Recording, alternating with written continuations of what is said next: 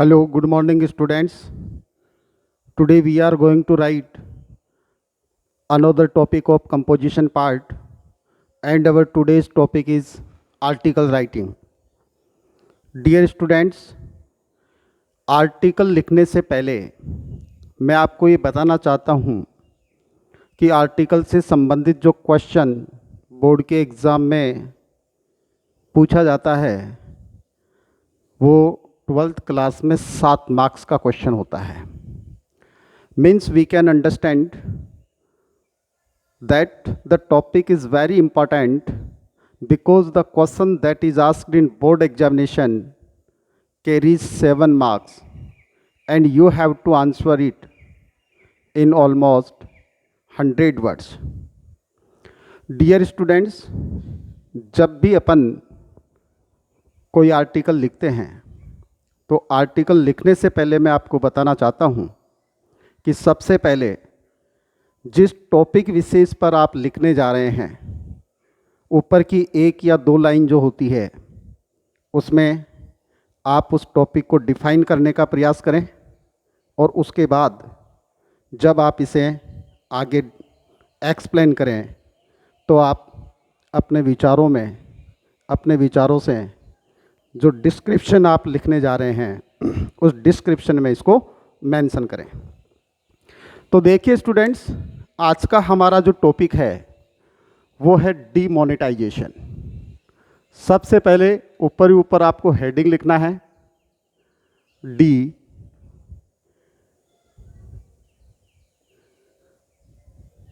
Monetization. Demonetisation का मतलब होता है विमुद्रीकरण. जब भी आप आर्टिकल लिखें सबसे ऊपर आप हेडिंग लिखें, इसके बाद में आप यहाँ लिखें an article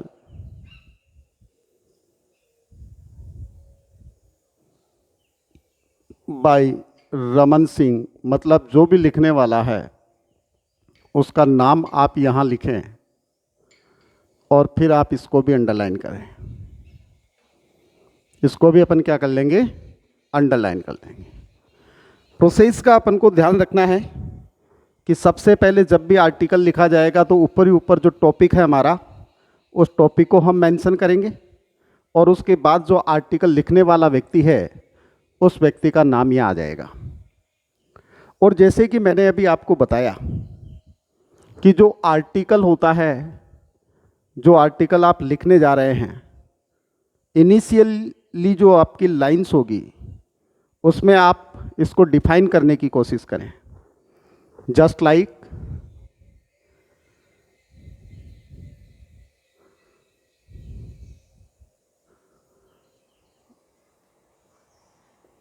demonetization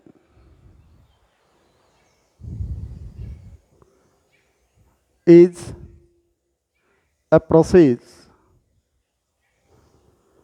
Demonetization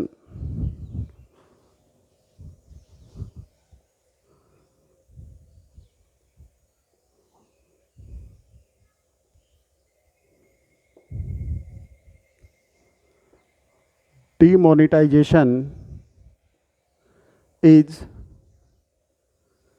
a process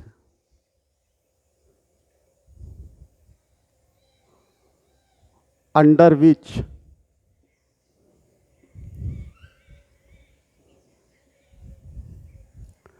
currency notes are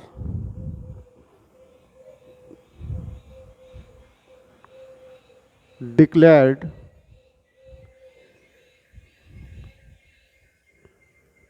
illegal tender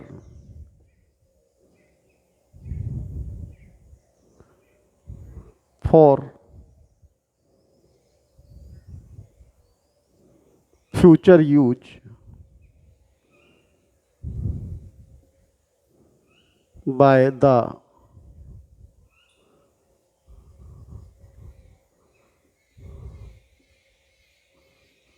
government of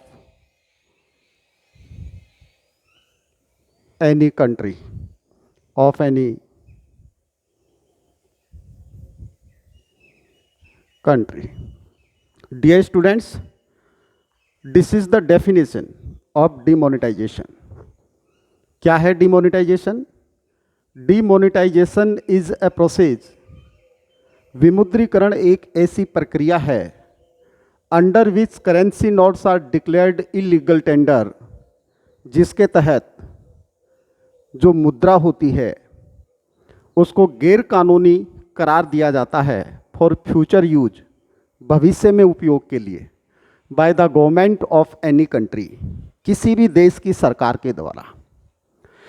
यानी कि विमुद्रीकरण एक ऐसी प्रक्रिया है जिस प्रक्रिया के तहत कोई भी देश की सरकार अपने यहाँ चलन में जो मुद्रा है उस मुद्रा को बैन कर देती है, उस मुद्रा को इलीगल टेंडर घोषित कर देती है, गैर कानूनी घोषित कर देती है, और एक बार इलीगल टेंडर डिक्लेयर करने के बाद वह जो मुद्रा है वो भविष्य में चलन में नहीं होगी, और यदि चलन में कहीं पाई जाती है तो वह गैर कानूनी होती है, वह एक आपराधिक कृत्य माना जाता है। Dear students, such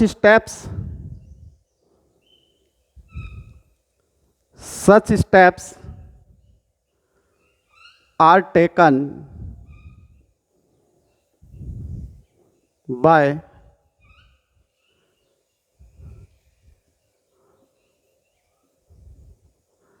governments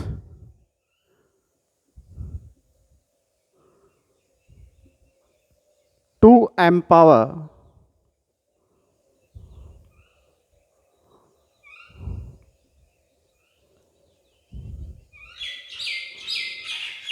the economy of any nation। इस प्रकार के कदम सरकार के द्वारा किसी भी देश की अर्थव्यवस्था को एम्पावर करने के लिए उठाए जाते हैं। सच स्टेप्स आर टेकन, अपन यहाँ एक वर्ड और लिख सकते हैं, time to time. Time to time, such steps are taken time to time by governments to empower the economy of any nation. किसी भी राष्ट्र की अर्थव्यवस्था को एम्पावर करने के लिए, सशक्त करने के लिए, मजबूत करने के लिए उस देश की सरकार के द्वारा ऐसे कदम समय समय पर उठाए जाते हैं। इन इंडिया, यदि हम भारत की बात करें, in India the central government, in India the central government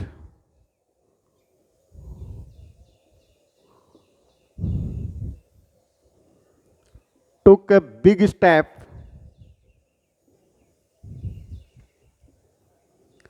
on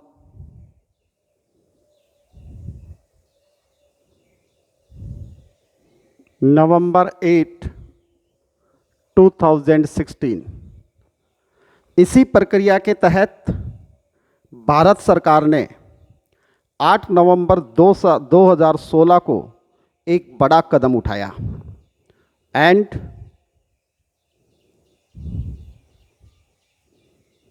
Modi the prime minister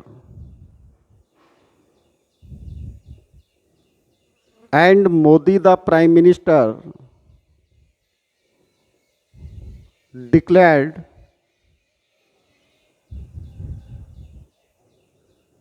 that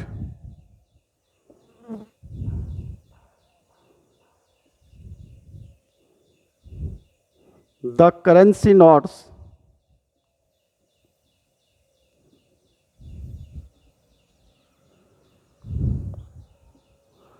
rupees 1000 and rupees 500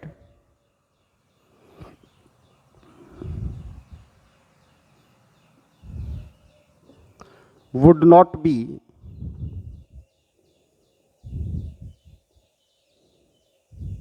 legal tender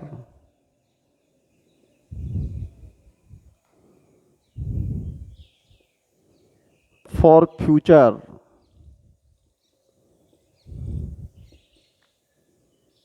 from the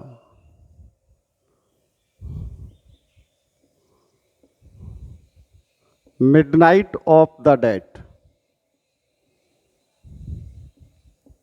देखिए क्या हुआ इन इंडिया, भारत में the central government took a big step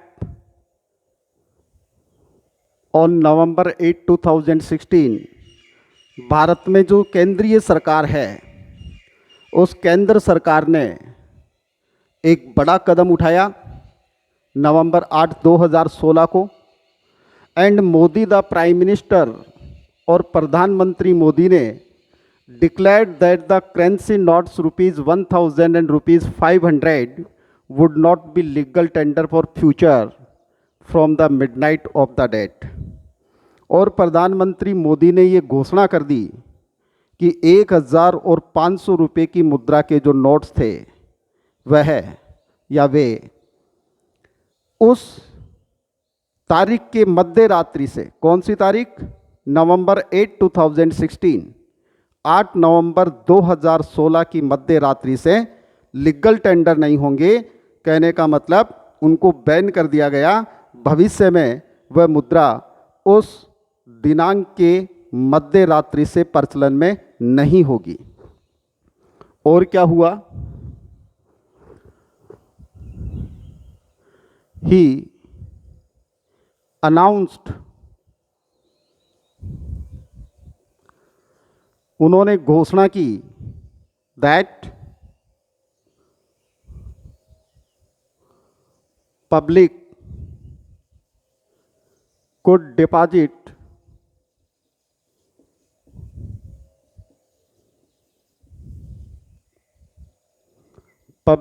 deposit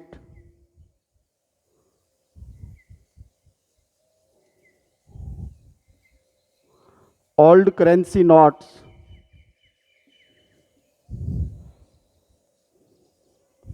in their bank accounts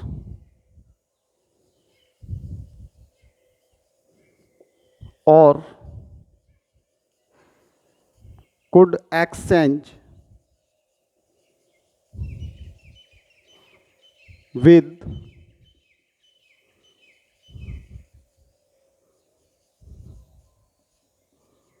new currency notes at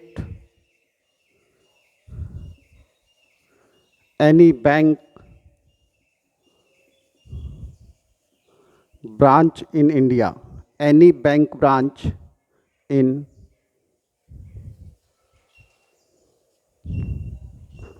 any bank branch या branch of any bank in notes at any branch of bank in India or any bank branch in India।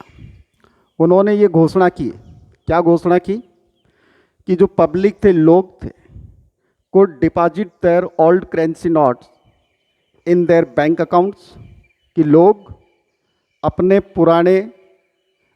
पुराने मुद्रा के जो notes थे, पुरानी जो मुद्रा थी, उसको या तो अपने बैंक अकाउंट्स में जमा करवा सकते थे और could exchange with new currency notes at any bank branch in India, और या भारत की किसी भी बैंक की शाखा में वह उसको नई करेंसी से एक्सचेंज कर सकते थे।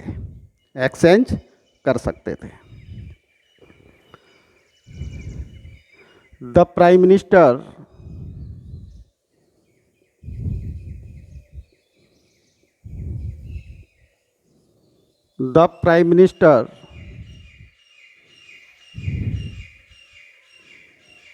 shot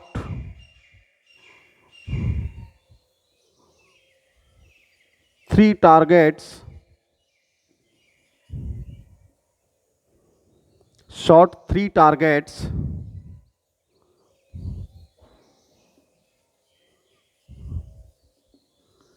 corruption black money and fake currency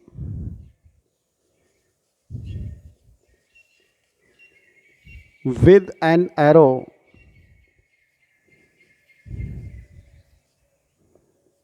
of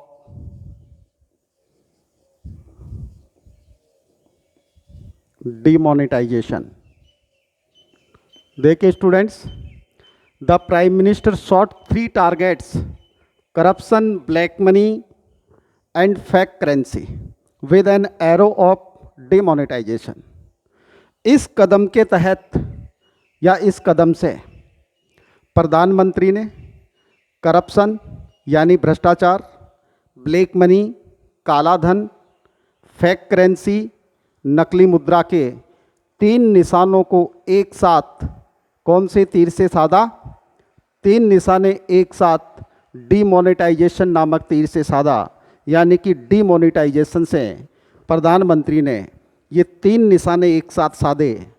black money के ऊपर आघात किया, फेक करेंसी जो थी उसकी कमर टूटी, और तीसरी बात यदि मैं कहूँ तो ये हो जाएगा आपका करप्शन, भ्रष्टाचार या फिर ब्लैक मनी काला धन। ये 3 ऐसे प्रमुख निशाने थे, ऐसे प्रमुख टारगेट थे प्रधानमंत्री के उस समय जब उन्होंने डीमोनेटाइजेशन का एक तीर चलाया, डीमोनेटाइजेशन रूपी उन्होंने तीर चलाया। This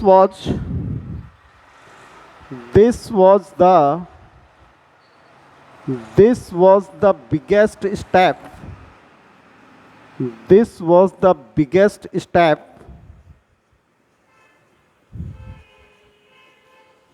against corruption. This was the biggest step against corruption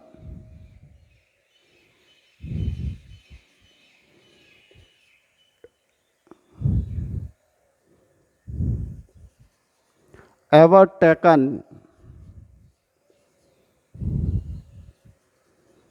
by the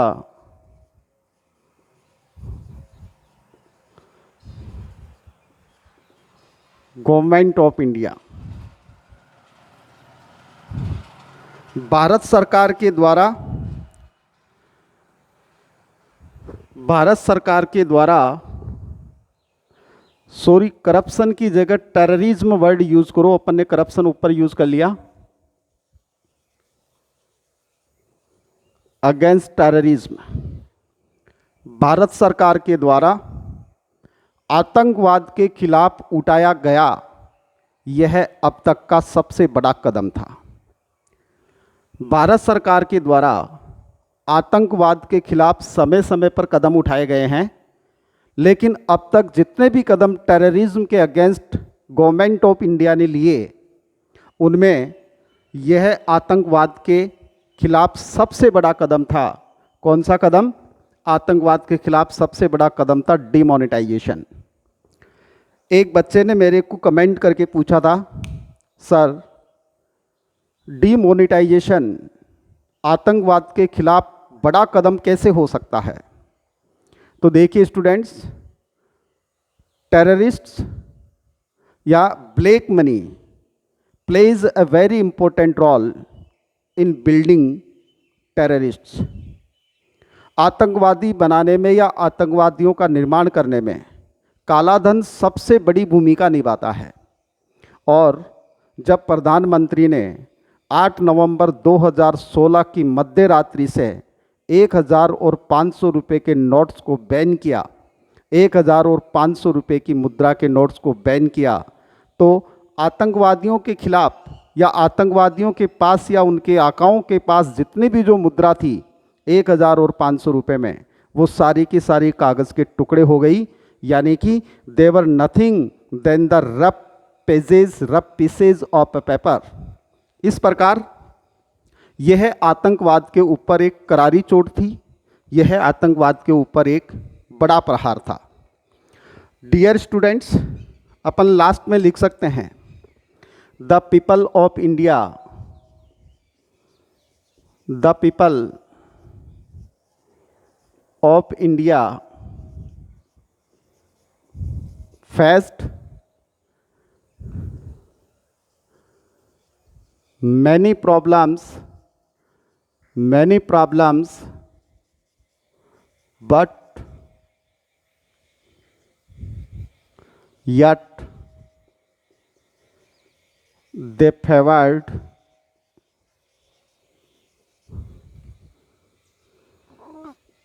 the Prime Minister.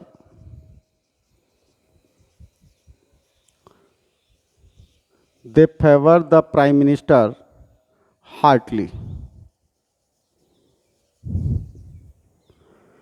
Bharat के जो लोग थे उन्होंने काफ़ी परेशानियों का सामना किया, बहुत सारी परेशानियों का सामना किया, लेकिन हृदय से, दिल से उन्होंने प्रधानमंत्री का फेवर किया, dear students, this is an article on demonetization and first we are going to translate it into Hindi language. Demonetization is a process under which currency notes are declared illegal tender for future use by the government of any country. विमुद्रीकरण ऐसी प्रक्रिया है जिसके तहत किसी भी देश की सरकार के द्वारा प्रचलन में जो मुद्रा होती है उसको गैर कानूनी घोषित कर दिया जाता है. Such steps are taken time to time by governments, और सरकारों के द्वारा ऐसे कदम समय समय पर उठाए जाते हैं. क्यों उठाए जाते हैं? To empower the economy of any nation. किसी भी राष्ट्र की अर्थव्यवस्था को एम्पावर करने के लिए, सशक्त करने के लिए, मजबूत बनाने के लिए सरकारों के द्वारा ऐसे कदम समय समय पर उठाए जाते हैं.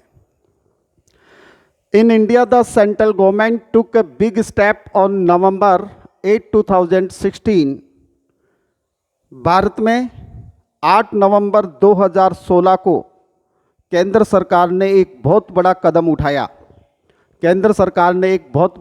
उठाया.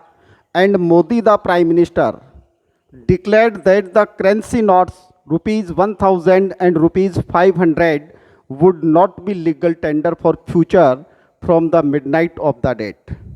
और प्रधानमंत्री मोदी ने ये घोषणा कर दी कि 1000 और 500 रुपये के नोट्स, 1000 और 500 रुपये की मुद्रा के नोट्स उस दिनांक के मध्य रात्रि से, यानी 8 नवंबर 2016 के मध्य रात्रि से गैर कानूनी माने जाएंगे. कहने का मतलब, यदि उसके बाद में या उस डेट के मध्य रात्रि के बाद में उनका प्रचलन नहीं रहेगा, और यदि किसी व्यक्ति के पास वो फिर बाद में मिलती है तो वह एक आपराधिक कृत्य माना जाएगा. और क्या हुआ? He announce that public could deposit their currency notes in their bank accounts.